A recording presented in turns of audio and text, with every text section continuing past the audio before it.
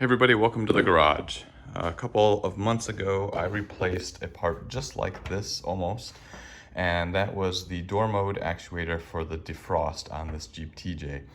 It didn't appear broken at the time, but since the last 2 months, the door mode actuator for the panel vents, the face vents, has also broken. You can see here that this little plastic part that holds it in place has broken off.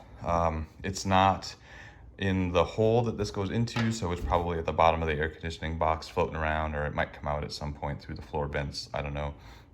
Either way, this is free to come out, and we're not getting any air conditioning or air flow to the vents to our faces. So the symptoms of this is you put it on full face and nothing really comes out of these vents. If you turn the fan on high, it makes like a whistling sound. You still get air coming out of the defrost, you still get air coming out at the feet, but nothing really coming out here at the face.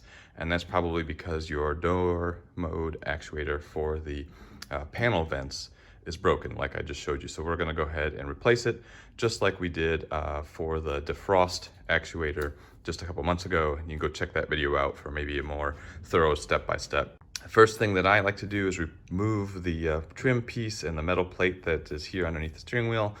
Helps get your hands in and out a little bit easier. Also easier for me to get the camera in and out. Wouldn't consider it mandatory, but I think it helps.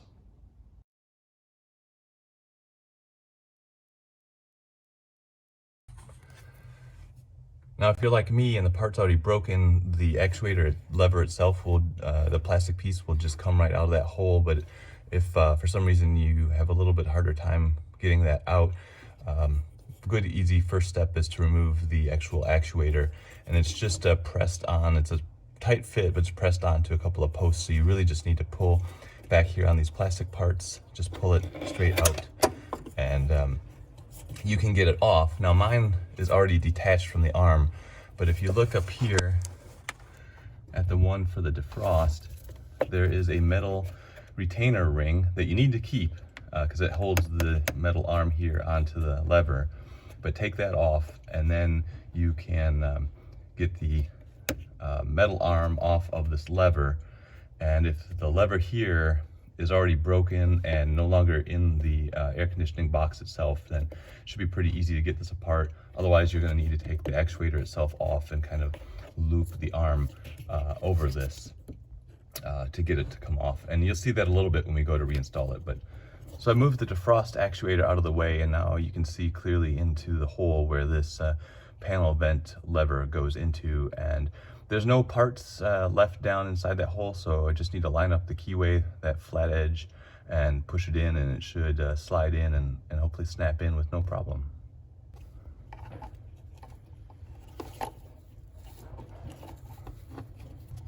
I was not having any luck getting it to fully seat with this defrost actuator installed, so I just pulled it off of its mounting post right here. Just a pretty strong tug to get that off, as you saw in previous video. Allows me to pull this actuator lever back a little bit to where I can get enough of a straight shot to go ahead and put this in. And now it's lined up with the keyway, and I can go ahead and press it in all the way. Once it's fully installed, you can see it actually goes behind this defrost lever, and that's why they're different part numbers. This one needs to be a little bit longer so that the panel one can sit behind it. And so you do have to kind of wiggle this out of the way so you can get the straight shot in to where you can press it in, and then you will hear it click into place once you get fully depressed. And at this point, now it's all installed, and I can hear the door moving when I turn this. So now I just need to put the actuators back in place, and we should be all set. All right, so I've got everything back installed. You can see I've got a little bit more on this retainer clip to get it flush, but everything's hooked back up. So let's go ahead and start the Jeep to get some vacuum and make sure it's all working.